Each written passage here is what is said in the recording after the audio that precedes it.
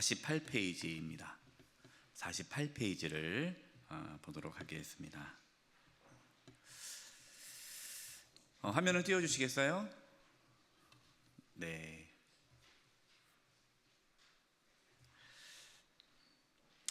48페이지 다 책을 펴셨죠? 네, 보도록 하겠습니다. 해석자를 만나다. 처음 글이 있는데 이 글가 나오죠. 다시 길을 떠난 크리스찬은 해석자의 집이 나올 때까지 계속해서 걸어갔다. 우리는 늘 잊지 말아야 될 건 뭐냐면 우리는 지금 계속 신앙의 길을 걸어가야 한다는 겁니다. 글씨 잘 보입니까? 네. 우리 크리스찬은 끝난 게 아니에요. 뭐 예수님 믿고 천국 티켓을 받고 이제 끝난 게 아니라 계속해서 신앙의 길을 걸어가야 되는데 은혜 받을 때까지, 여기 보면은 이제 해석자의 집에 나올 때까지 계속 걸어갔댔잖아요.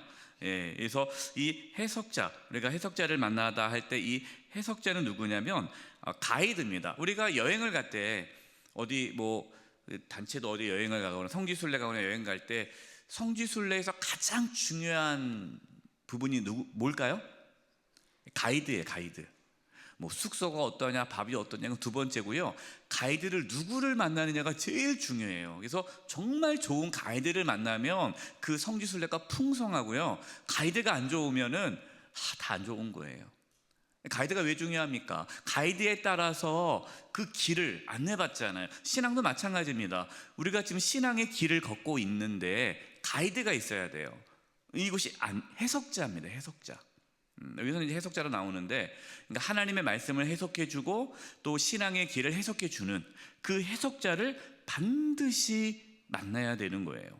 우리 신앙의 여정에서는 해석자가 필요합니다. 그래서 해석자의 집에 나올 때까지 계속해서 신앙의 길을 걸어갔다라는 거죠. 다음 보겠습니다. 이제 집에 찾아갔어요. 집에 찾아가 떡들을 부르니까 그 집주인이 나오는 거죠. 해석자가 나왔습니다. 그래서 물어봅니다. 무엇을 원하느냐 할 때 크리스찬이 이렇게 얘기하죠. 저는 멸망의 도시에서 온 사람인데 지금 시온산을 향하여 가고 있습니다. 이 부분이 중요해요. 여러분, 우리가 신앙의 여정을 가는 데 있어서 우리가 어디에서 출발했고 우리가 어디를 향하는지를 늘 확인을 해야 돼요. 어디서 왔는지 어디로 가는지 모르면 방향을 잃어버리면 안 된다는 것이죠.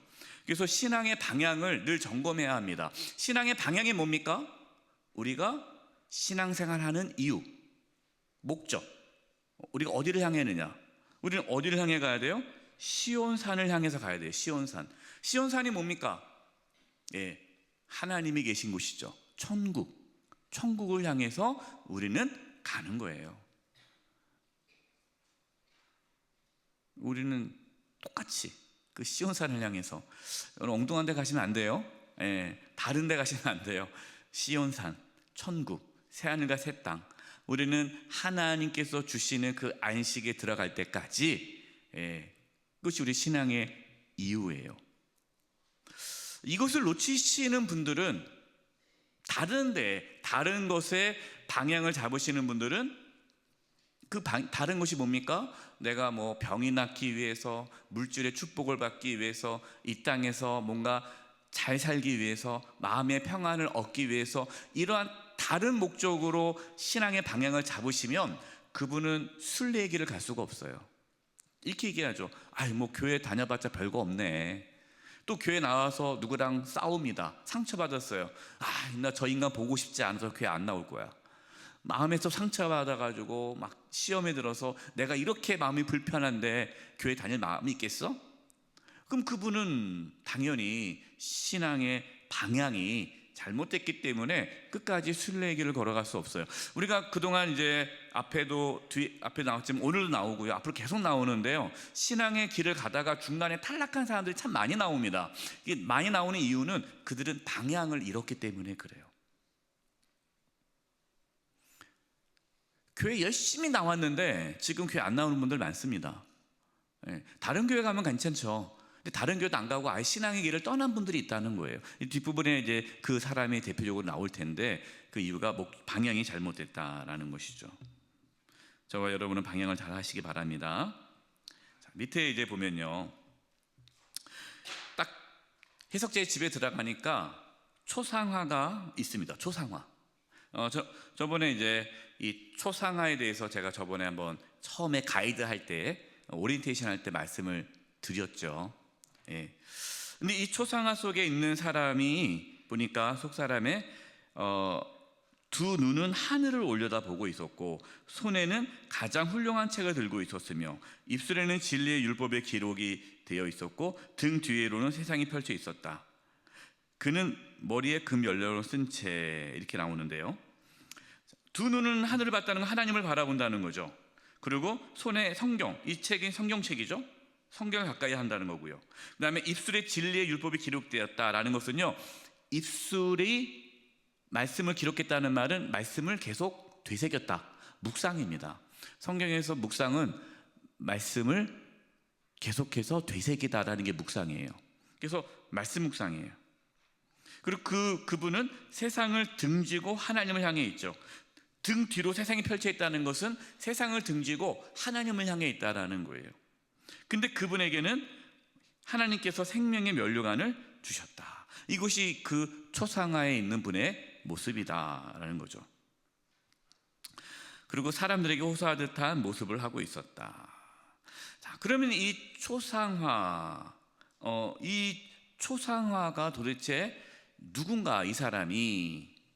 이제 가운데 보겠습니다. 글씨 괜찮아 보입니까?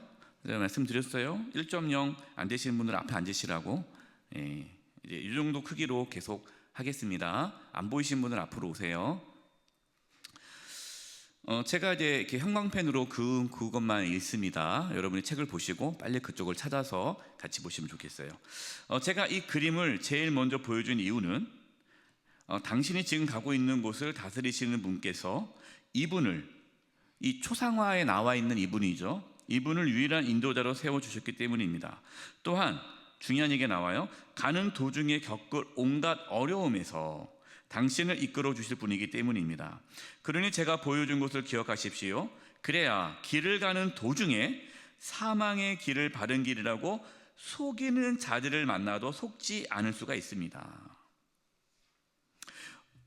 여기서 가는 도중에 겪을 온갖 어려움에서, 자, 여기서 보면은 우리는 알 수 있어요. 신앙의 여정은 편한 길이 아니다. 목사님 왜 이렇게 예수 믿는 게 힘들어요? 힘들어요. 네, 힘듭니다. 신앙의 여정이 힘들어요. 편한 길이 아니에요.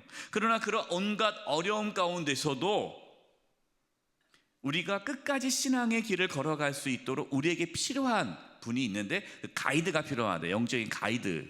그 초상화에 나와 있는 그 사람이 영적인 아버지다라는 거죠. 영적인 아버지.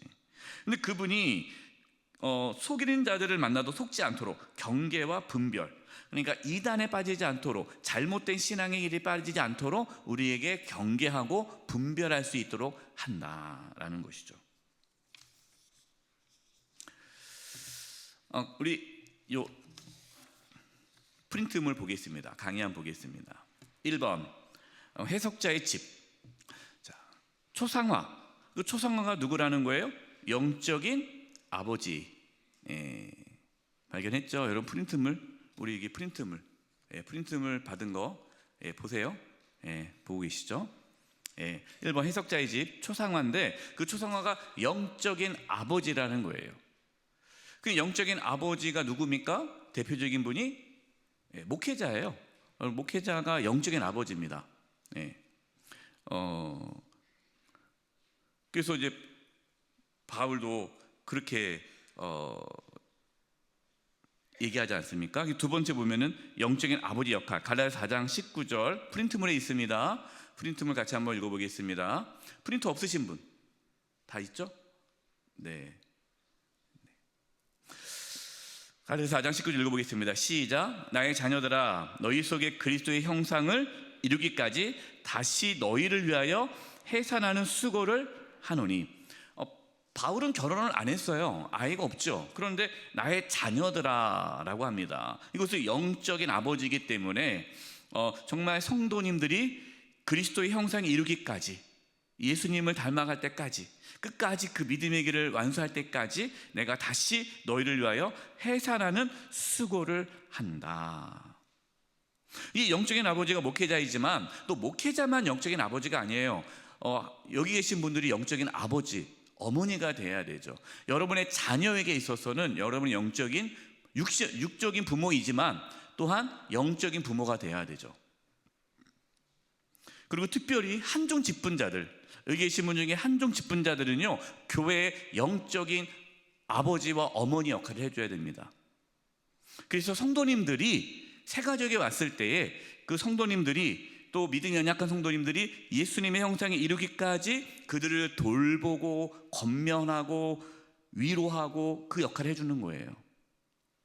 그래서 교회라는 공동체를 만든 겁니다. 그냥 목사님 혼자 다 하는 게 아니에요. 그러니까 다 성도들이 갓난아기 누워있고 목사님이 다니면서 그냥 젖병 먹이고 기저귀 갈아주고 그냥 막 그렇게 하는 게 아니라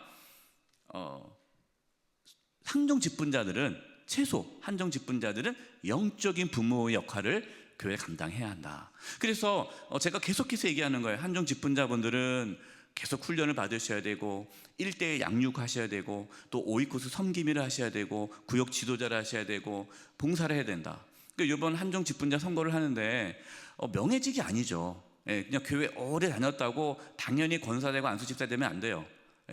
교회 봉사하고 충성하고 정말 영적인 아버지, 어머니의 역할을 하실 분을 한종 직분자로 세워야죠. 또 그렇지 않아도 직분을 받으면 그렇게 해야 돼요. 영적인 아버지, 어머니 역할을 하는 거예요. 그 영적인 아버지는 뭐합니까? 그래서 프린트물이 있어요. 영적인 자녀를 낳아야죠. 그래서 여러분 한종 직분자들은 전도를 해야 됩니다. 근데 내가 한종 직분자인데 내가 그동안 한 번도 전도를 안 했다. 내 영적인 자녀가 한 명도 없다. 한 명에도 내가 전도를 못했다. 그러면은 고민을 해야 돼요. 또 영적인 자녀를 돌보고 있어야 되죠. 우리 구역 식구일 수도 있겠고요. 또 각 공동체일 수도 있겠고요. 또 오이코스 1대1 양육 그렇게 해서 돌보는 거죠. 저는 너무 감사한 게 이렇게 여러 가지 이유로 나오지 못하고 이렇게 여러 가지 이유로 못 나오는 성도님이 계시는데 우리 이렇게 장로님 한 분이 계속 연락하고 만나고 계속해서 나온다도 안 나오세요. 저도 전화하면 나온다고 하면서 안 나오세요. 그게 지금 꽤 오래됐거든요. 근데 포기하지 않고 그 장로님이 막 연락하고 하니까 이제 요 4월 20일 맞춰서 나오실 것 같아요. 그것이 이제 영적인 아버지 역할이죠. 영적인 모델이 되는 겁니다. 영적인 모델. 그래서 참 어떻게 신앙생활할지 몰라요. 어떻게 신앙생활할지 모르는데 저렇게 신앙생활하면 되는구나. 저게 신앙의 모델이구나. 그 모델링이 있어요. 모델이 있어야죠. 그것이 영적인 아버지죠. 그 교회 안에 그런 영적인 모델이 많아야 되죠.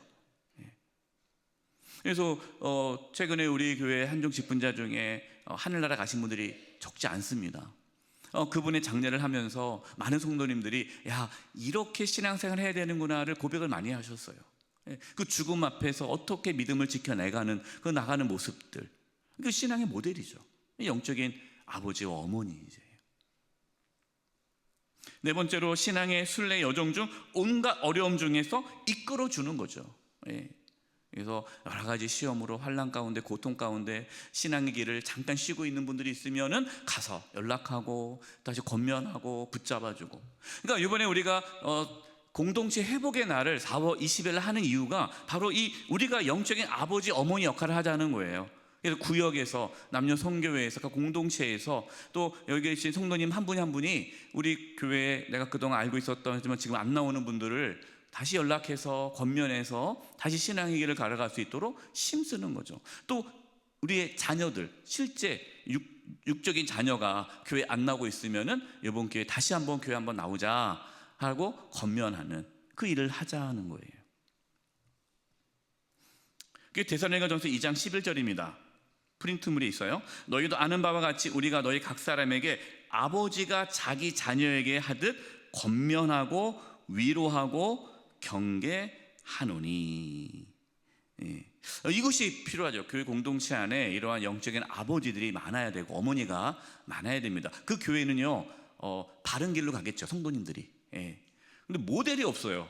그러면 한중 직분자인데 영적인 아버지 어머니가 아닙니다. 그러면은 그분들이 나중에 한중 직분자 되면 어떻게 됩니까? 똑같이 따라해요. 예. 배운 대로 가는 거예요.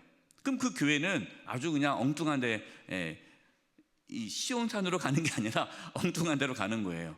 그래서 한중 직분자 참 중요합니다. 그래서 한중 직분자가 중요하기 때문에 한중직 선거가 중요한 거예요. 그래서 여러분, 한중직 선거는 친한 사람을 투표하는 것이 아니라 정말 교회를 섬길 사람을 해야 돼요. 또 안 돼도 삐지지 말고 미리 얘기해야지. 이거 맨날 이제 얘기 이렇게 해도 또 선거 끝나가면 삐져요. 왜 우리 아이가 안 됐냐, 왜 내가 안 됐냐, 왜 누가 되고 내가 저보다 못한 게 뭐가 있냐.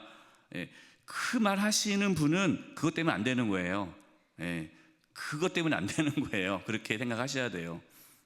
겸손하신 분은 다 돼요. 그러니까 여러분, 그렇게 위해서 여러분 한중직 선거를 위해서 기도해 주시면서 겸손하게 또 이 일들을 잘 감당할 수 있도록 여러분 기도해 주시기 바랍니다. 그다음 넘기겠습니다. 책 보겠습니다.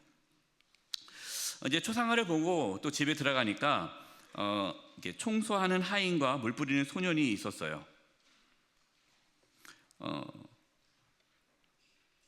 그 응접실에 들어가니까 이게 먼지가 있습니다. 근데 그 먼지가 뭐라는 거예요? 먼지는 원죄이자 내면의 부패한 생각들입니다.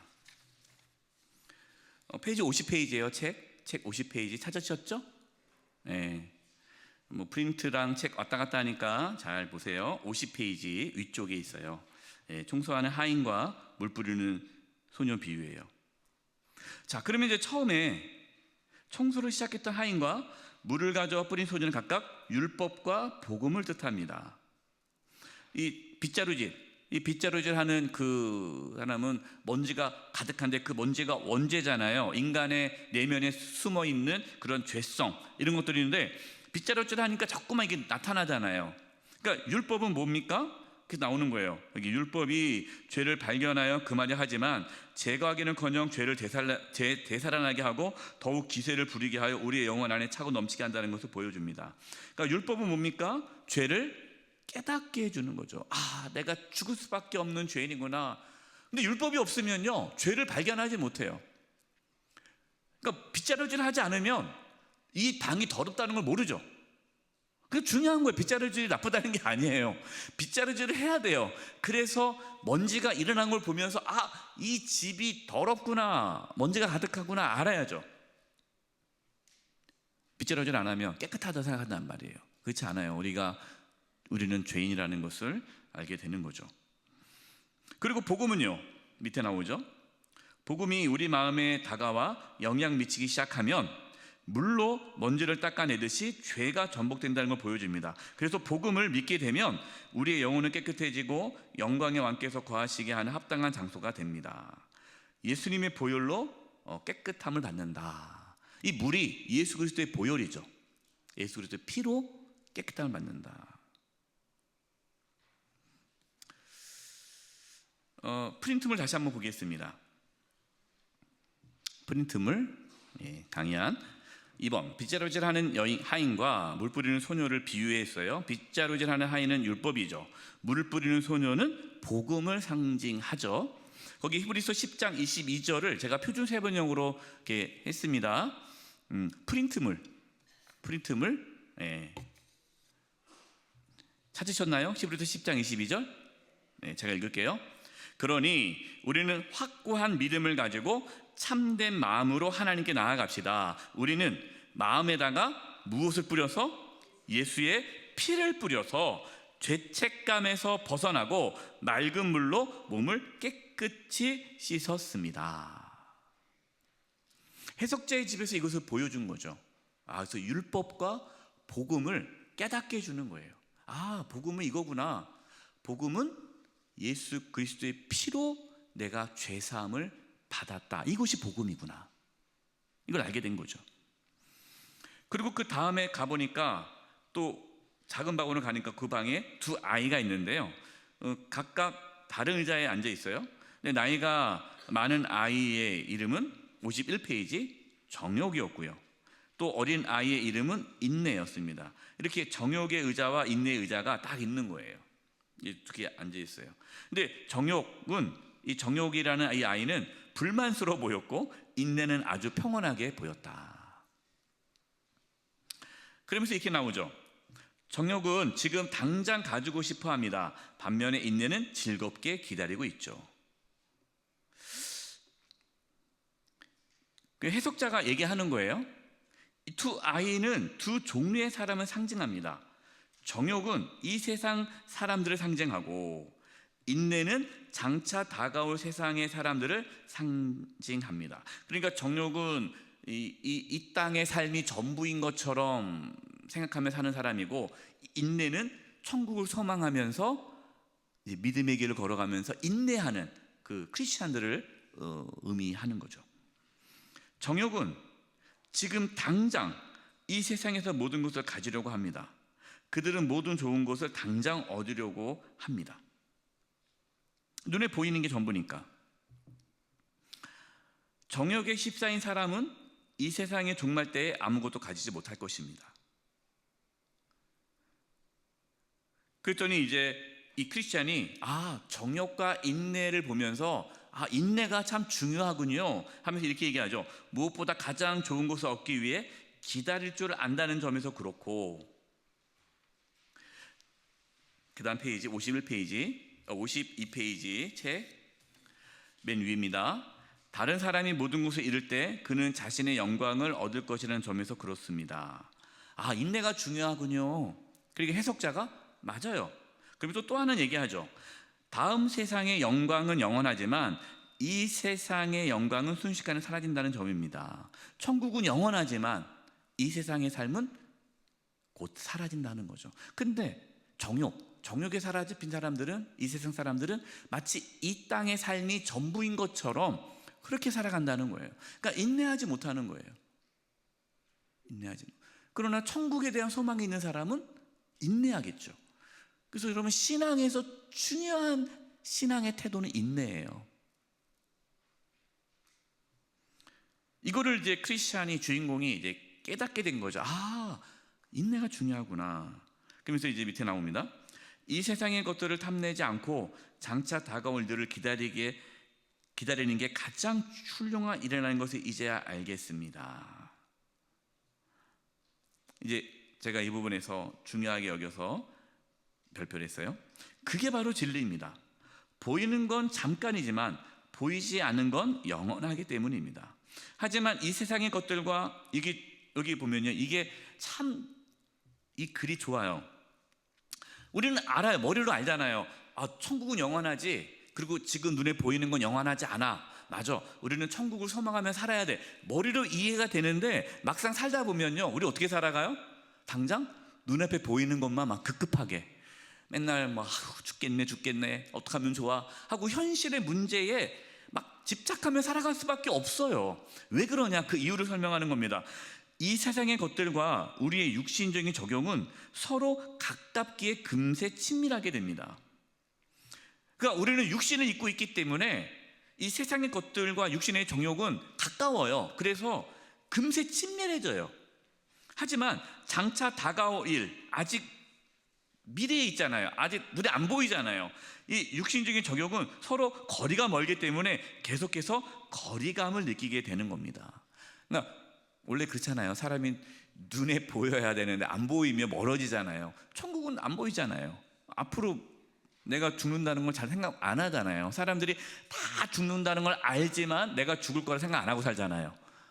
그것처럼 천국이 있다는 걸 알지만 당장 눈앞에 보이는 것이 전부인 것처럼 보일 수밖에 없다. 그래서 밑에 고린도후서 4장 18절입니다. 우리가 주목하는 것은 보이는 것이 아니요 보이지 않는 것이니 보이는 것은 잠깐이요 보이지 않는 것은 영원합니다.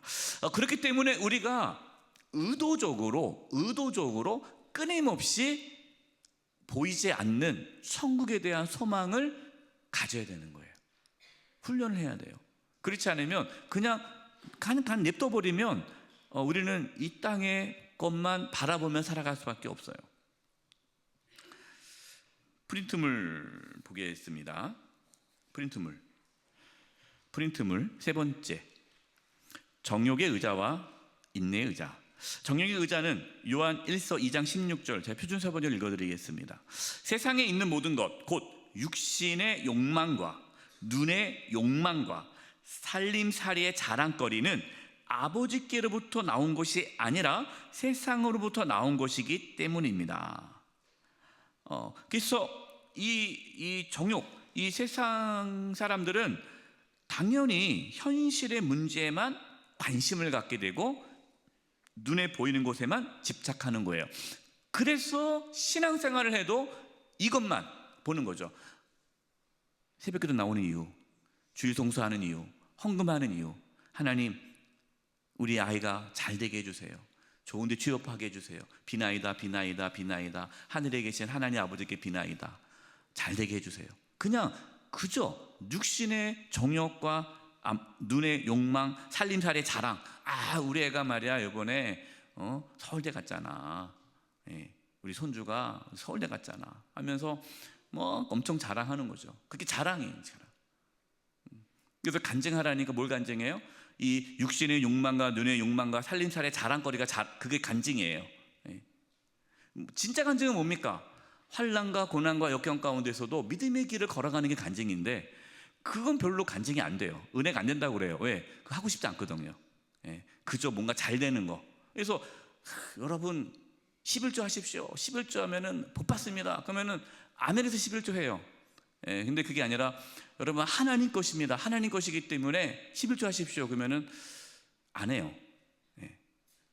왜요? 눈에 보이는 게 없잖아요. 그러니까 제가 참 싫어하는, 별로 안 좋아하는 그러한 유형의 목회자의 설교가, 이렇게 하면 복 받으니까 이렇게 하라. 성도들 하여금 그 육신의 욕망에 사로잡히게 만드는 신앙생활을 하는 게 참 위험합니다. 나중에 따지고 와요. 내가 목사님 말씀 듣고 그렇게 열심히 작정헌금 했는데 왜 우리 아이가 일이 잘 안 되나요? 그럼 뭐라고 그럽니까? 작정헌금이 적어서 더 많이 하라고.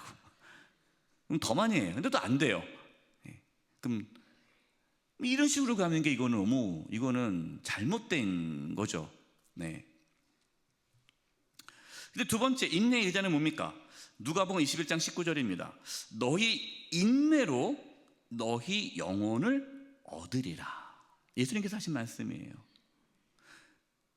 인내. 아까 말씀드렸습니다. 인내라는 것은요, 소망이 있기 때문에 인내가 있는 거예요. 소망, 천국에 대한 소망이 있으니까 인내하는 거예요. 그래, 내가 천국에 있지. 그래서 참는 거예요. 견디는 거예요. 그 사람이 결국에는 영혼을 얻으리라, 구원을 받는다는 거예요. 근데 대부분 많은 사람들이 인내하지 못하고 그저 낙심하고 절망하고 좌절하고 시험에 들어 믿음의 길을 떠난다라는 거죠. 현재의 고난은 우리가 장차 받을 영광에 비해 정말 아무것도 아니잖아요. 그렇기 때문에 현재의 고난을 견딜 수가 있는 거예요. 이제 다음 책 보겠습니다. 53페이지. 또 다음에 이제 또 가니까 이 벽난로에 타오르고 있는 벽난로가 있는데, 여기에 불을 끄려는 마귀가 있어요. 불은 무엇입니까? 우리 마음속에 역사하시는 하나님의 은총, 하나님의 은혜예요. 은혜. 불이. 그런데 저 불을 끄려고 물을 뿌리는 자는 마귀입니다. 마귀는 막 끄려고 그래요. 근데 이 벽에는 한쪽에는 마귀가 막 물을 뿌려가지고 불을 죽이려고 하고, 그 반대쪽은요, 거기에 한 사람이 계셔서 한 사람이 계속해서 불 속에 몰래 기름을 뿌리고 있는 것이 보였습니다. 이 기름 뿌리는 분이 누구예요? 이분이 바로 그리스도이십니다. 그분은 은혜의 기름을 계속해서 뿌려서 이미 우리 마음속에서 시작된 은혜의 역사를 계속 타오르게 하고 계십니다. 그러니까 마귀는 자꾸만 은혜를 잃어버리게 뺏어가 버려요. 그런데 주님께서는 계속해서 우리 가운데 은혜를 부어 주시죠. 근데 은혜를 계속 못 받아요. 기름이 계속 공급되지 않아요. 그럼 어떻게 됩니까? 우리는 시험에 들어서 그냥 불이 다 꺼진 채, 예, 그렇게 신앙생활 하다가 아유 뭐 기도해봤자 별거 없네. 아유 목사님 예배드려도 답답하고요, 기도해도 답답하고요, 찬양해도 그렇고요, 재미도 없고요, 뭐 그래요. 그분이 이미 꺼진 거예요, 불이. 예, 은혜를 못 받는, 은혜를. 예.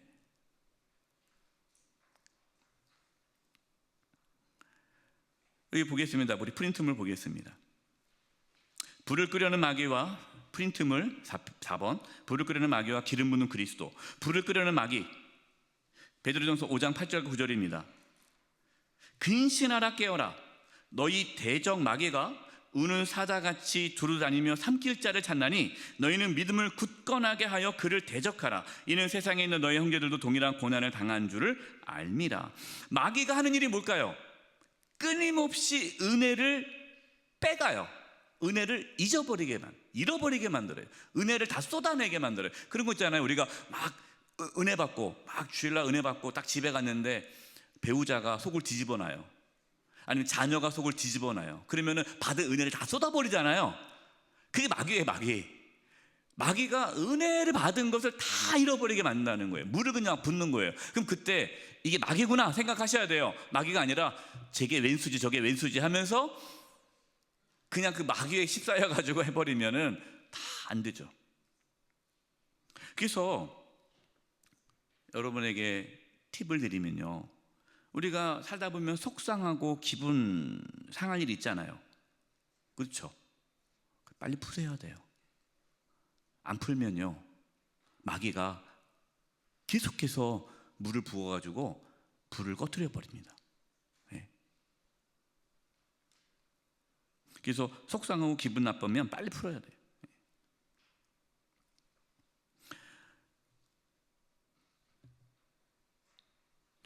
제가 이제 우스갯소리로 한번 얘기한 적 있잖아요. 어느 교회 보니까 표어가 삐지지 말자. 표어가 삐지지 말자예요. 왜 삐집니까? 마귀가 물을 부으니까 불이 꺼지잖아요. 그럼 삐지는 거예요. 그러면은 은혜를 못 받죠. 은혜가 안 되는 거예요. 그럼 두 번째 프린트물입니다. 기름 붓는 그리스도. 고린도후서 1장 21, 22절.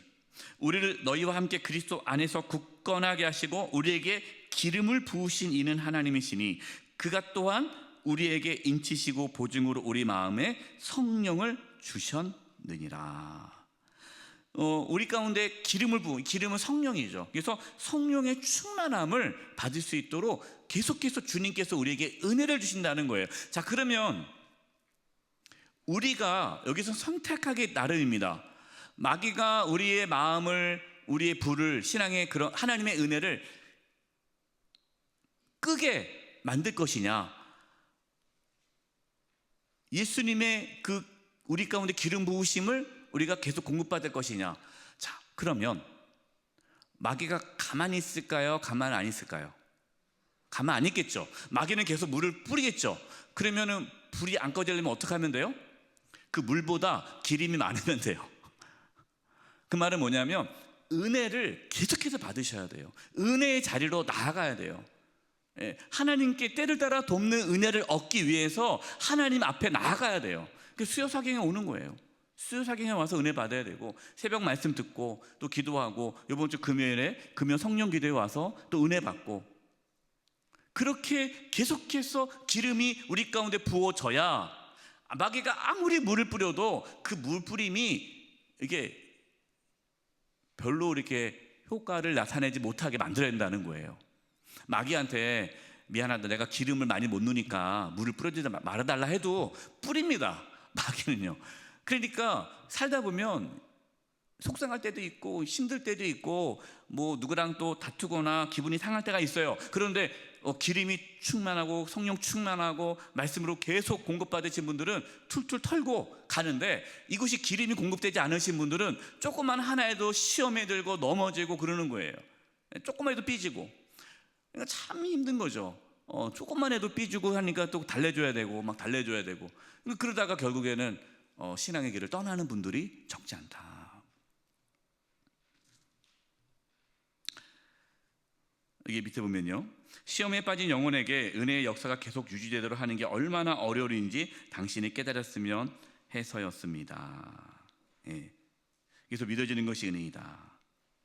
그래서 여러분, 계속해서 우리 가운데에 이 불이 꺼지지 않도록 하나님께 주신 그 구원의 기쁨과 감격, 그 은혜를 잃어버리지 않도록 우리는 계속해서 예수 그리스도의 그 은혜를 받으셔야 돼요.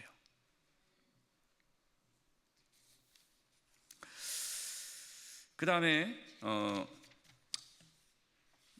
어떤 크리스찬이 또 보니까 이제 여기 보니 이제 어떤 웅장한 궁정에 세워진 아름답고 즐거운 곳에 데려가는데, 거기서 어떤 황금색 옷을 입은 사람들을 보게 되죠. 그래서 여기 들어갈 수 있습니까? 하는데 이제 그런 부분인데, 어떤 사람이 들어갑니다. 그래서 이 용감한 사나이는 굴하지 않고 이리저리 격렬히 치고 칼로 베어 병사들을 쓰러뜨립니다. 그리고 마침내 그는 가로막은 병사들의 큰 상처를 입힌 뒤 궁전을 향해 돌진했다. 그 순간 궁전 안에 있는 사람들, 심지어 궁전 꼭대기에 있는 거짓 사람들이 환호성이 들려왔다. 이것은 뭘 의미하냐면요, 멀리 이제 그 보이는 건데, 이거는 천국을 들어가기 위해, 천국은 침노하는 자가 들어간다는 걸 보여주는 거예요. 천국은 그냥 알아서 내가 들어가겠지, 이게 아니라, 천국은 우리가 천국의 길을 걷기 위해서는 끊임없이 영적인 싸움을 통해서 천국에 들어가는 거예요. 예. 그랬더니 궁정에 들어갔어요. 이게 궁정이 천국입니다. 예. 그 남자 궁정에 들어가자 안에 있던 사람들과 같은 옷으로 갈아입혀졌다.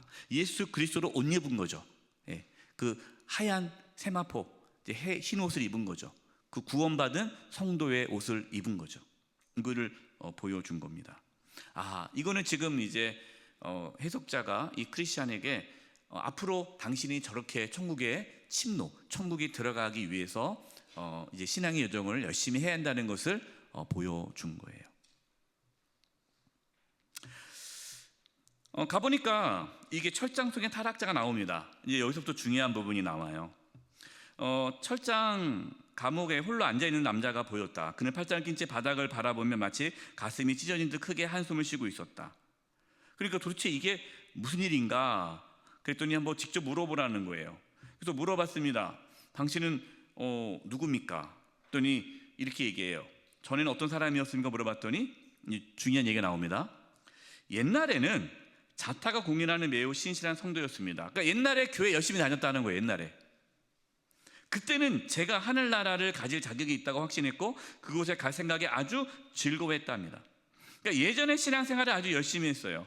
예전에 그냥 막 구역장도 하고 막 남성교 여전도 활동도 하고 재직부서 활동도 하고 막 교사도 하고 찬양대도 하고 너무 재밌게 열심히 신앙생활 했다는 거예요.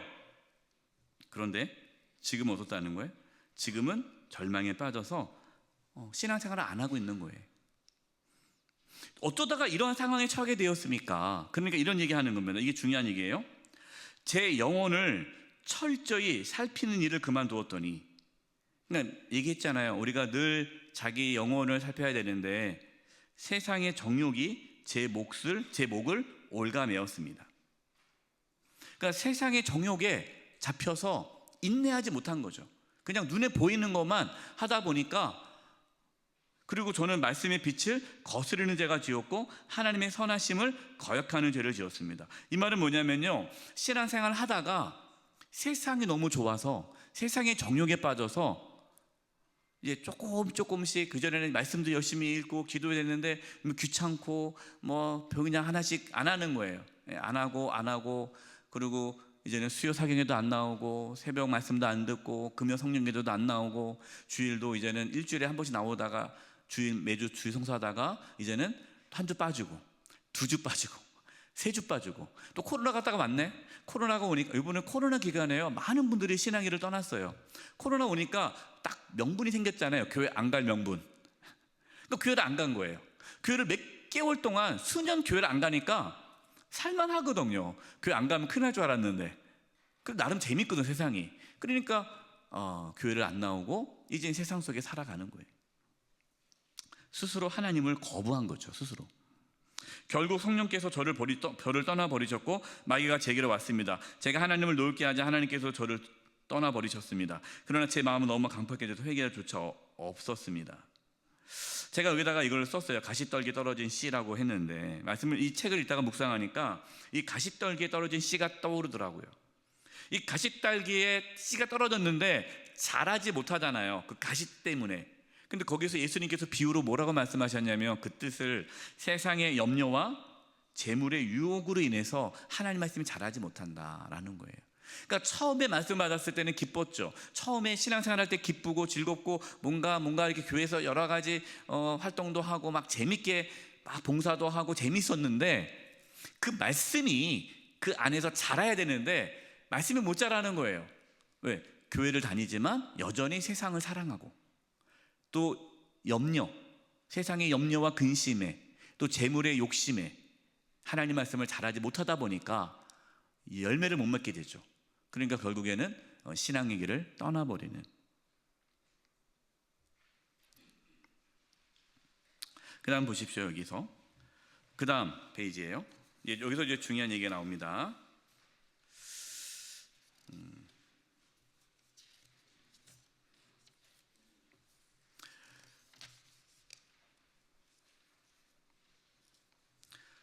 저는 그분의 56페이지 이쪽입니다. 56페이지 이 부분 잘 찾으셨죠? 크게 확대할게요.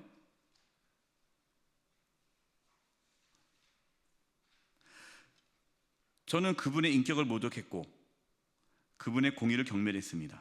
저는 그분의 피를 거룩하지 않은 것처럼 여겼고 은혜의 성령을 욕되게 했습니다.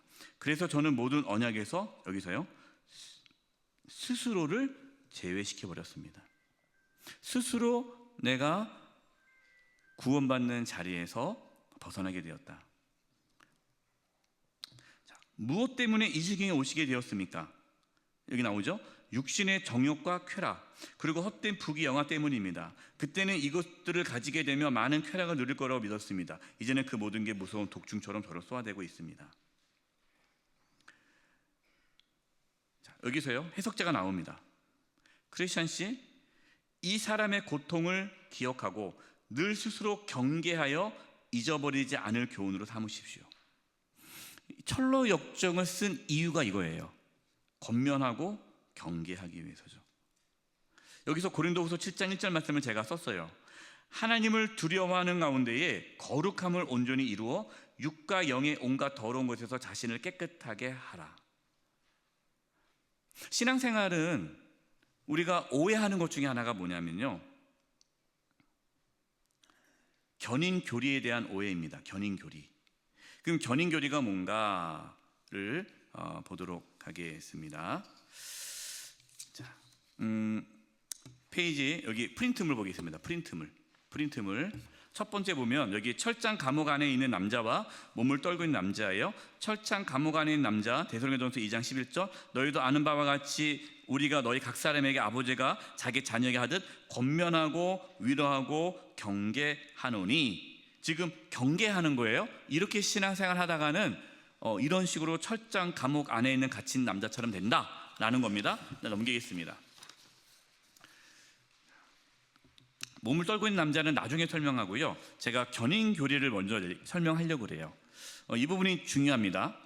견인교리라는 말 들어보셨어요? 들어보신 분? 견인이라는 말, 견인.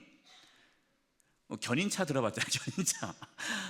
견인차. 이 교리, 기독교 교리 중에 견인교리라는 게 있어요. 이게 아주 중요합니다. 여러분들이 들어보지 못해도 알았을 거예요. 뭐냐면 제가 여기 써놨어요.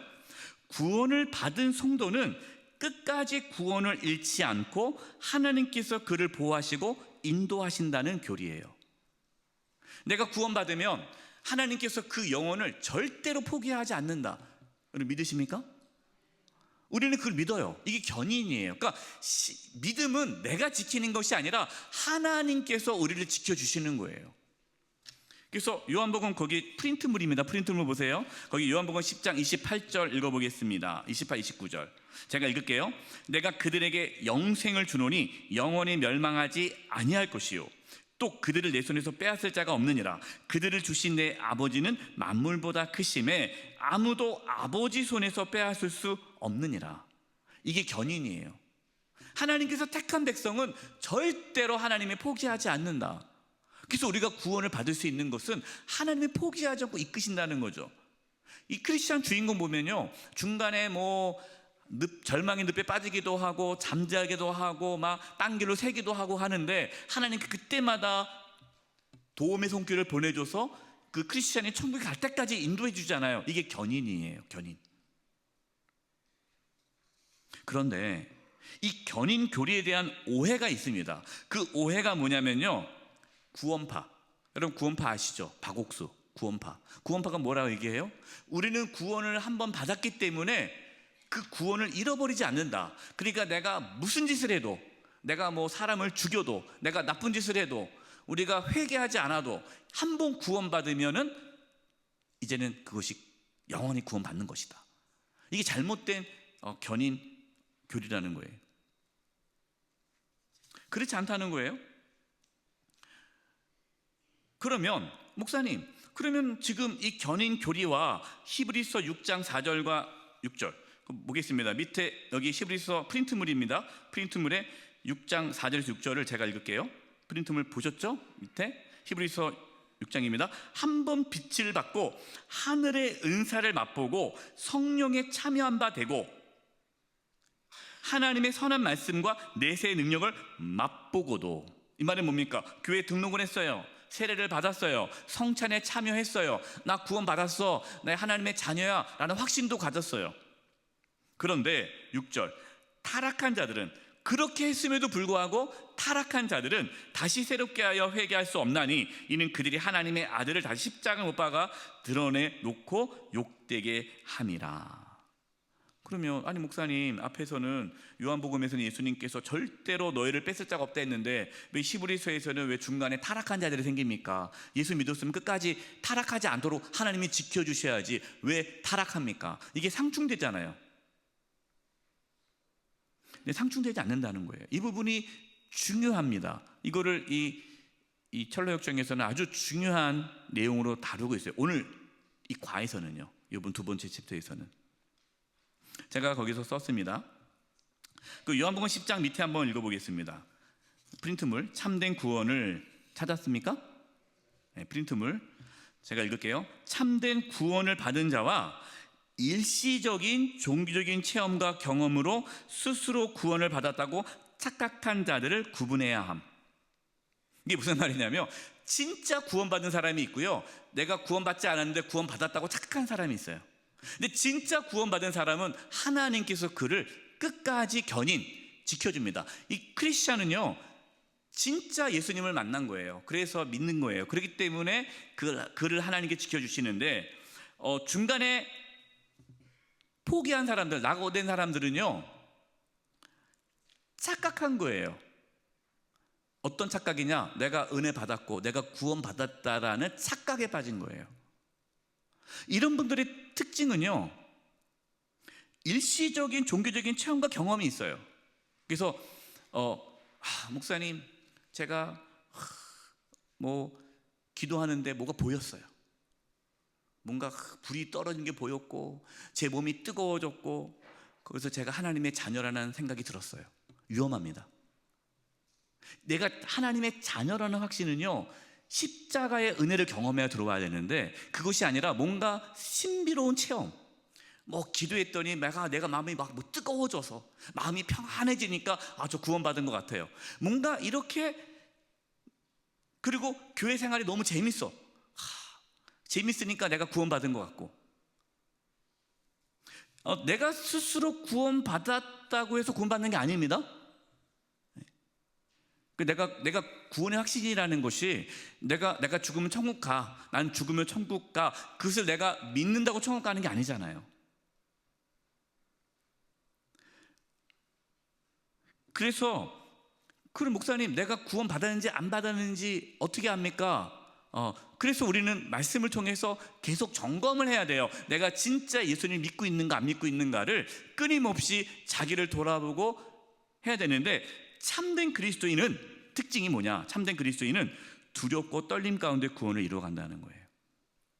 구원파는 가짜죠. 네.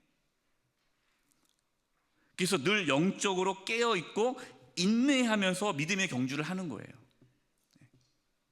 겸손하게, 하나님, 내가 하나님의 은혜 없이는 나는 천국에 들어갈 수 없습니다. 늘 하나님의 은혜를 구하면서, 마치 내가 당연하게 천국 가는 것처럼 말하는 것이 아니라, 나는 죽을 수밖에 없는 죄인입니다. 죽을 수밖에 없는 나를 천국으로 인도해 주신 주님을 찬양합니다. 끊임없이 예수 그리스도의 십자가의 은혜에 감사하며 감격하며 살아가는 사람이 참된 그리스도인이죠. 그러한 모든 여정의 가운데에 하나님의 은혜와 도우심이 있습니다. 하지만 성령님의 역심에 따라 자신도 힘을 써야 된다는 거예요. 그래서 노력하는 거예요. 수요 사경에 나와서 말씀을 듣고, 새벽에 말씀을 듣고, 이 사순절 기간에 공동체 회복을 위해서 기도하고, 말씀과 기도로 내가 더 주님의 은혜 보좌 앞으로, 하나님의 은혜 보좌 앞으로 나아가는 힘씀이 있어야 된다는 거예요.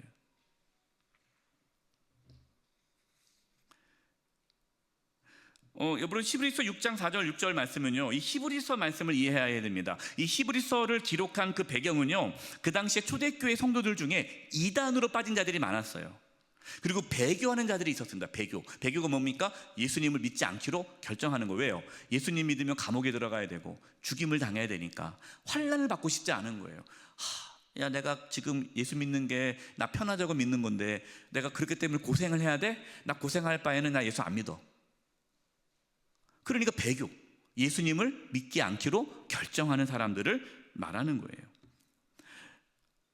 우리는 알 수 있습니다. 출애굽기 했어요. 이스라엘 백성들이 출애굽했죠. 출애굽하면 어떻게 된 겁니까? 애굽에서 나왔잖아요. 애굽에서 출애굽했다고 해서 가나안 땅에 들어간 거 아니죠. 어디를 거칩니까? 광야를 거치죠. 광야를 통해서 가라지와 알곡이 구분되는 거예요. 그래서 광야에서 1세대가 다 죽습니다. 가나안 땅에 못 들어가요. 그게 뭡니까? 교회에 등록을 했다고 해서, 세례를 받았다고 해서 그 사람이 구원받는 거 아니에요. 세례는 몰라요. 이 사람이 예수 진짜 믿는지 안 믿는지. 하나의 그냥 절차에 의해서 세례를 받는 것이지, 그 세례가 그 사람을 확실하게 구원의 증표는 되지는 못하죠. 그래서 심지어 목사가 되어도, 한정 직분자가 되어도 천국에 못 들어갈 수 있다는 거죠. 뭐 하면? 가라지처럼 신앙생활을 하면. 이 부분을 얘기하는 겁니다. 그래서 오른쪽 프린트물 보겠습니다. 예수님을 믿는다고 하고 신앙생활을 열심히 하지만 여러 가지 시험과 환난으로 인하여서 믿음의 길을 떠나는 자들이 있습니다. 저한테 이제 물어보는 분들이 있어요. 목사님, 우리 아이가 어렸을 때는 뭐 중고등부 때 열심히 교회 다녔고요. 그 아이에게 믿음이 있어요. 그럼 저도 그러죠. 믿음이 있겠죠. 근데 그 자녀가 교회를 안 다녀요. 예수님을 주님으로 인정하지 않아요. 근데 부모는 자꾸만 그걸 믿고 싶은 거예요. 왜냐면 어렸을 때 교회 다녔으니까 천국 갈 수 있겠죠. 과거의 신앙이 현재의 구원을 보장하지 않아요. 믿음은 현재입니다. 지금 우리의 자녀와 지금 교회 안 나오고 있는, 우리 그동안 열심히 신앙생활 했지만 지금 교회 안 나오고 있는 그 성도가 지금 예수님을 주님으로 믿지 않고 받아들이지 않고 있으면 구원을 받을 수가 없어요. 그래서 여러 가지 시험과 환난에서 믿음의 길을 떠나는 자들이 있고요. 과거의 신앙생활에 자신의 구원을 보증하는 것이 아니고 현재 예수님을 주님으로 모시면서 성령님 인도하심에 따라 살아가는 성도가 진정으로 구원을 받아요. 그렇기 때문에 참된 그리스도인들은 영적인 긴장감, 두려움과 구원의 소망을 동시에 갖고 신앙의 길을 걸어갑니다. 나는 구원받지 못한 것 같아 라는 불안함이 아니라 그 하나님의 심판에 대한 두려움, 늘 두려움을 갖고 하나님을 두려워하며 구원의 소망을 갖고 신앙생활을 한다라는 거예요. 다시 이제 책으로 보겠습니다. 이 부분이 중요하기 때문에 자세히 말씀드렸고요. 그다음 페이지 57페이지 보겠습니다. 50페이지.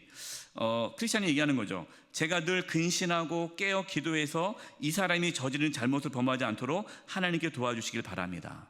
이게 온전한 신앙의 모습이에요. 하나님, 저는 늘 넘어집니다. 저를 붙잡아 주세요. 제가 늘 깨어있게 해주세요. 이런 신앙인들은요, 삐져서 교회 안 나오지 않아요.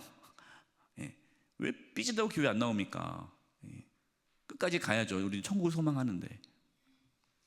그 다음에 두 번째 사람 만납니다. 몸을 덜덜덜덜 떨고 있는 사람이 있었다. 근데 이 사람은 왜 그래요? 예. 요한복음 5장 28절에 선한 일을 행하는 자는 생명의 부활로, 악한 일을 행하는 자는 심판의 부활로, 하나님의 심판을 마지막 날에 보게 된 사람이 덜덜덜 떠는 거예요. 넘기겠습니다. 여기서 이제 그 다음 페이지 58페이지, 가라지와 쭉정이, 지푸라기는 모두 거두 불붙에 못에 던져 넣어라 하는 선포하는 소리가 들렸습니다. 그러자 제가 서 있는 곳 바로 옆에서 끝도 없는 구덩이가 열렸습니다. 지옥의 문이 열린 거죠. 지옥의 문이. 그러면서 내 알곡을 모아 곳간에 들이라 명령이 천사들에게 내려졌습니다. 그러자 많은 사람이 구름 속으로 들어 올려가는 게 보였습니다. 이제 하나님께서 이제 혼인잔치에 예수 믿는 사람들을 다 이제 하늘로 올라가잖아요. 하지만 저는 그대로 남겨졌습니다. 구원받지 못한 거죠. 그러니까 구원받지 못한 거니까 너무너무 두려운 거죠. 여기 마태복음 3장 12절만 읽겠습니다. 손에 키를 들고 자기 타작마당에 정하게 하사 알곡은 모아 곳간에 들이고 쭉정이는 꺼지지 않은 불에 태우시리라. 여러분, 반드시 알곡과 쭉정이는 나눠지게 돼 있어요. 근데 지금 알곡과 쭉정이를 모르죠. 누가 알곡인지 누가 쭉정인지 몰라요. 그렇기 때문에 하나님의 심판이 임하기 전까지 쭉정이었던 사람은 빨리 회개하고 알곡이 돼야 돼요. 알곡인 분은 계속 그 알곡임을 인정하면서 깨닫고 계속해서 내가 알곡으로 신앙생활을 할 수 있도록 자기를 점검해야 돼요. 내가 교회 다니니까 내가 구원 받았겠지. 난 죽으면 천국 갈 수 있어. 야, 내가 교회 목사인데 내가 천국 안 가면 누가 가겠어? 그러다가 지옥 간다니까요.